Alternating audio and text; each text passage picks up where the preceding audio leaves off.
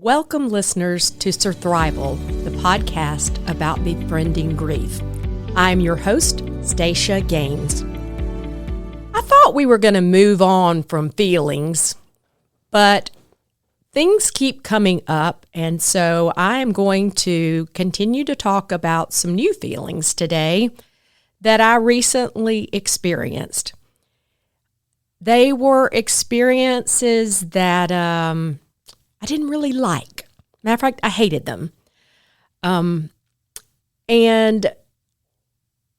those feelings that I experienced were regret, remorse, and shame. So this is really interesting. I feel like a lot of people feel these particular feelings, regret, remorse, and shame, really quickly after someone dies. Oh, I wish I had told her I loved her. I wish I had apologized to him for this. I wish I had spent more time with my dad. I really hate that the last conversation we had was an argument. So many people, right after a death, if things didn't go according to plan, they have these feelings immediately. That was not my experience.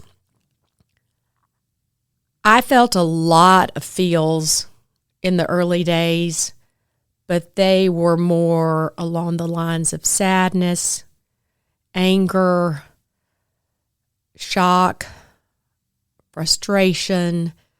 But I really didn't have remorse, regret, or shame. But you know what? I've had them recently, and it just goes back to the thought that our feelings and our phases of grief, they are not linear. And so it is really important to know that you can have any of these emotions at any point in your grief, and you need to be able to recognize them. We have talked a great deal about naming and identifying the emotion. The point that labeling them allows us to really kind of sit in the feelings and deal with those feelings, to recognize what it looks like in our body. And this was a new one for me until I realized it's not really a new one for me. I've actually experienced this in 3 significant times since Matt's death. The first time was just several weeks after Matt died.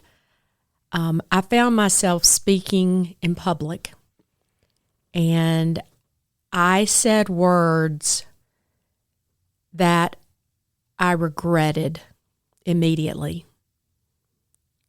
And this was a costly mistake. I've also said some things to a close family member, and he exploded on me. That was painful. And I had to recognize that there are things about me that are not pretty. It's kind of ugly. And then most recently, I had a situation where I decided to do something that was against the wishes of others. I put my own desires in front of others' request. You know, in each of these cases, I really wanted nothing more than to take it back. But that's not possible. You can't. Another problem in each of these cases is I didn't feel the remorse until I recognized the consequences and how it hurt others. I was so set on what I wanted to say or what I wanted to do that I didn't think about others. It's just selfishness on my part. So it's interesting. I thought at first that I hadn't felt regret, remorse, or shame, but mine just came much later in the grief journey. I recognize, however, that some of the things that I've done, they are part of grief. Sometimes in our sadness, in our loss, we make decisions that feel right for us, but hurt others. So since you can't take it back, I want to talk about kind of what I did in this latest situation. After I realized the pain I had caused, I felt wretched. I mean, sick to my stomach, like gut-wrenching sadness and regret. I recognized the emotion immediately. Whereas the decision I made was not intentional. You know what? Like often we judge others by their actions, but we judge ourselves by our intentions. My intentions were good, but the results were the same. They hurt others. So when that happens, all you can do is apologize, learn what you can from your mistake, and move forward. But this is not easy. Here's my problem. My problem is not in apologizing and recognizing that I was wrong. My problem is that even after I've done everything I can, I ruminate on it. I cannot move forward. Like it takes me days. And ruminating just makes you more and more miserable. It is not helpful or healthy. I talked to Kathy, my content editor, and she said to me, you know, Stacia, grief has many tentacles. And I love that picture of an octopus with all these metaphorical tentacles that describes how grief is pervasive. And it reaches deeply into so many areas of our life, often when we're not even expecting it. So as I processed my hurtful behavior, I worked with a couple of friends and my therapist to try and unpack what might have caused me to make this unfortunate decision. It took a while. There were several discoveries. And for me, it was important to dive deeply into the situation so I could learn and move forward because I was grieving my decision. That's a different kind of grief that we haven't talked about. I really grieved my decision. However, even if you're not suffering right now from loss, the same principles apply. So I know all of you who listen are not currently suffering from a loss, but I think this can help you too. So I'll share what I did, so maybe it can help you if you've experienced these feelings, even if they didn't come from some kind of grief. Because let's face it, we're all humans and we all mess up. These are listed on my website as a blog post entitled Regret, Remorse, and Shame. So if you're not in a place where you can write them down, just know that you can go to surthrivalpodcast.com and read the blog post Regret, Remorse, Shame. All right, number one, Identify and define the emotion you're feeling. As I said, this particular emotion for me, I identified it immediately, mainly because of all the work that I've done in the past. And I was like, oh, this is regret. This is remorse. This is shame. I am embarrassed about my behavior. I'm upset. So 2, seek understanding for how your behavior or your words hurt others. As I said earlier, you do things based on your intentions, but others judge your behavior based on what you do. So try and understand why they feel the way they feel.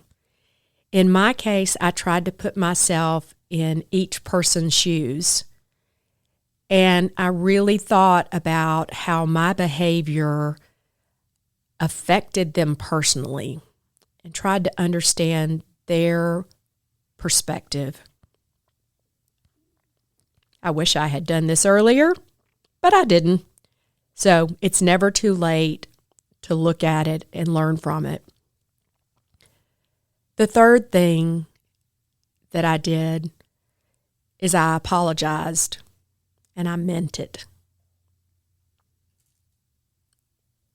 It's not enough to say, I'm sorry that hurt you. You need to apologize for how it affected the person and let them know how sorry you are. Next, and this may be the hardest one, or the second hardest one, try to understand why you made the choice that you did. This really takes some digging, and as I mentioned earlier, my therapist was a huge help in this, and she would say, Stacia, is it possible that subconsciously you... So really dig deep into the why of your behavior. Try to understand. Because that takes us to the next point is you want to learn from your mistake. You want to learn from it. And you can't learn from it unless you dissect it and know how you hurt the other people and why you might have done that. Let me say, this is not justifying your actions.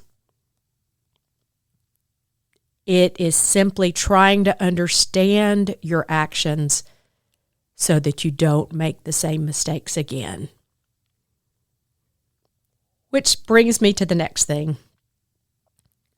Recognize you are human and you make mistakes. We all make mistakes. We all hate it when we make mistakes.